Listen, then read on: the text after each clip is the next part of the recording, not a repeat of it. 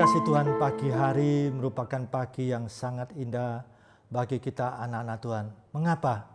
Karena kita bisa melakukan Mazmur 90 ayat 14. Setiap pagi kita kenyang dulu dengan Tuhan, maka sepanjang hari kita akan melihat Tuhan itu nyata.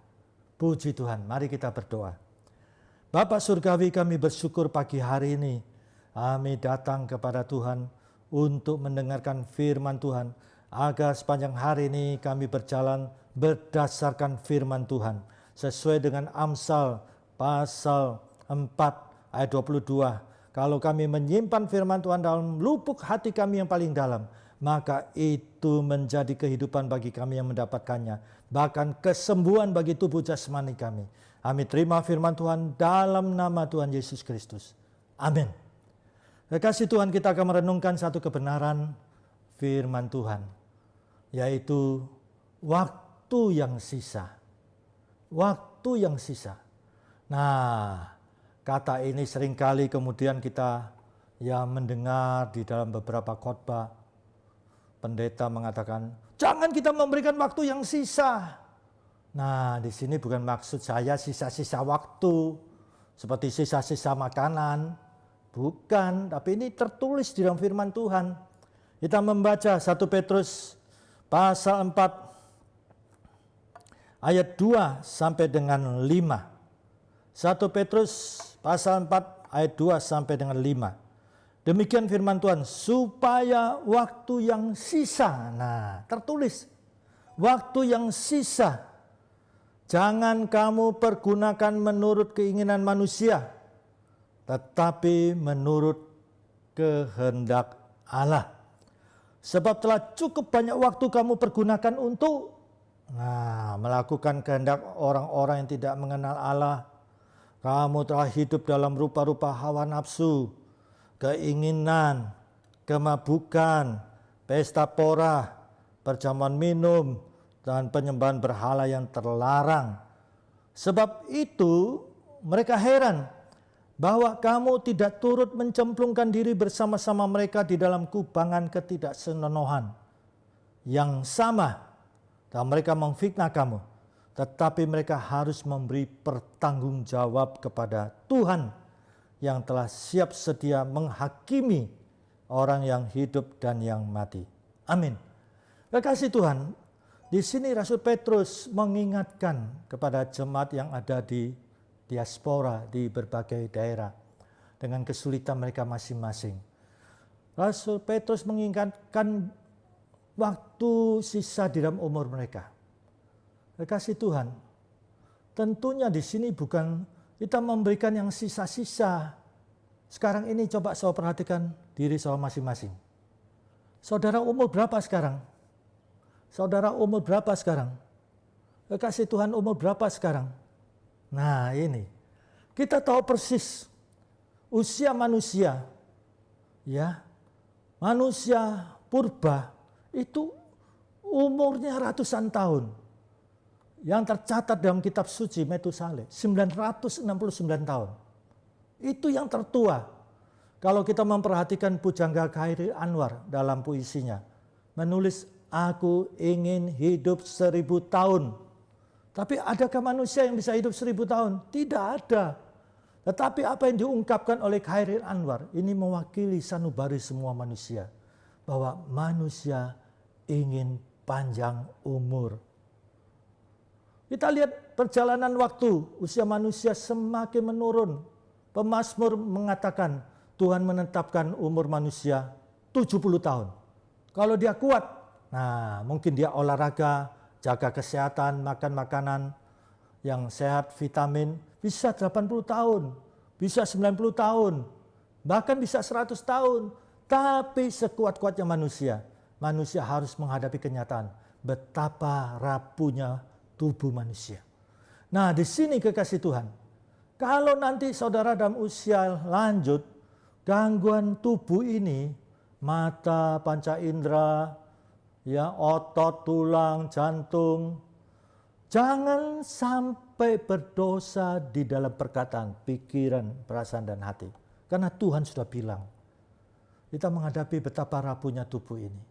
Rasul Paulus pun mengatakan, Manusia jasmani kita semakin merosot, tapi manusia rohani kita semakin bertumbuh.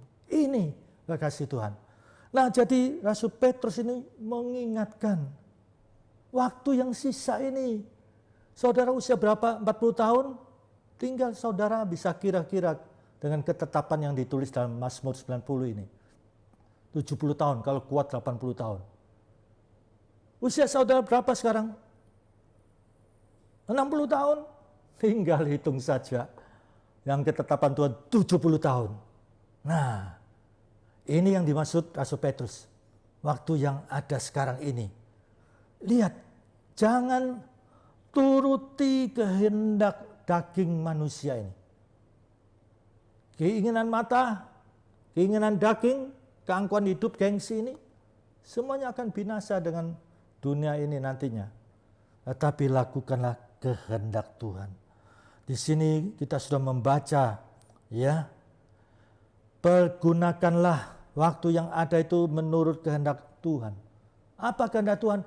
Firman Tuhan ini yang Tuhan mau. Firman Tuhan sempurna, tidak boleh ditambah dan tidak boleh dikurang. Jangan khawatir dengan saudara menjalani hidup dengan firman Tuhan ini. Kita membaca dalam Mazmur, kita perhatikan betapa luar biasanya firman Tuhan. Mazmur 19 ayat 8 sampai dengan ayat 12. Firman Tuhan ini sempurna, tidak boleh ditambah dan tidak boleh dikurang. Mazmur 19 ayat 8. Taurat Tuhan itu sempurna, sempurna, menyegarkan jiwa. Saudara sedang gundah gulana, firman Tuhan bisa menyegarkan. Peraturan Tuhan itu teguh, mantap, ya, memberikan hikmat kepada orang yang tidak berpengalaman. Ini perhatikan, ya, titah Tuhan itu tepat, memberi jawab tepat, menyukakan hati. Perintah Tuhan itu murni, membuat mata bercahaya. Ini bukan kita baca firman kemudian mata kita jadi kelap-kelip, ya, seperti pohon Natal, ya, seperti lampu pohon Natal. Maksudnya adalah Tuhan memberikan pencerahan. Mata batin kita dibukakan sehingga kita mendapat hikmat dari Tuhan. Oh, ini jalannya, oh ini jalannya, oh ini cara Tuhan. Takut akan Tuhan itu suci. Jadi kalau saudara menghadapi masalah, selesaikanlah berdasarkan firman Tuhan. Jangan pakai cara berdosa. Tetap ada untuk selamanya. Hukum-hukum Tuhan itu benar dan adil semuanya. Lebih indah daripada emas, bahkan daripada banyak emas tua, dan lebih manis daripada madu, bahkan daripada madu tutusan tetesan dari sarang lebah. Lagi pula hambamu ini diperingatkan oleh semuanya itu. Dan orang yang berpegang padanya mendapat upah yang besar. Luar biasa, perhatikan.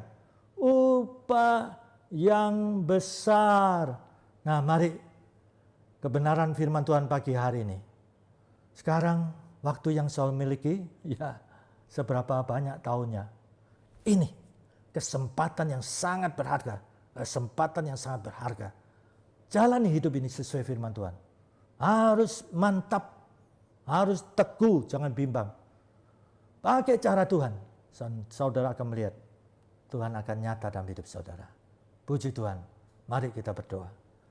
Bapa Surgawi, pada saat ini, setiap pendengar firman Tuhan ini, masing-masing pribadi Tuhan, sebagai hamba Tuhan, dengan sepenuh roh kami, sepenuh hati kami, sepenuh jiwa kami, kami berdoa untuk setiap pribadi dan keluarganya masing-masing. Dalam nama Tuhan Yesus Kristus, yang mengalami masalah Tuhan buka jalan. Yang pada saat ini sedang panik, mari Tuhan tunjukkan supaya mereka mendapat kelegaan. Yang sedang stres depresi, mari Tuhan, kami percaya damai yang dari Tuhan, Tuhan nyatakan bagi setiap pribadi pada saat ini. Yang sakit Tuhan, kami percaya tangan Tuhan yang berlubang di kayu salib menjamah setiap pribadi pada saat ini. Dan setiap pribadi yang mempunyai satu kebutuhan yang amat sangat, kiranya Tuhan berkenan menolong. Kami berseru di dalam nama Tuhan Yesus Kristus. Dalam nama Tuhan Yesus Kristus. Dalam nama Tuhan Yesus Kristus. Tuhan jamah setiap pribadi. Puji Tuhan. Demikian juga bangsa negara kami Indonesia. Tuhan berdaulat. Amin. Sebagai hamba Tuhan memohon, Tuhan tolong supaya wabah virus 19 ini, COVID-19 ini bisa dituntaskan, ditemukan vaksin yang tepat, dan umatmu bisa beribadah dengan tenang. NKRI tetap terjaga, terpelihara. Indonesia diberkati Tuhan. Puji Tuhan. Kasih karunia Bapa Surgawi, kasih Tuhan Yesus, dan persekutuan Roh Kudus menyertai saudara mulai sekarang ini sampai Maranatha Tuhan Yesus datang kembali, dalam nama Tuhan Yesus Kristus. Puji Tuhan. Amin.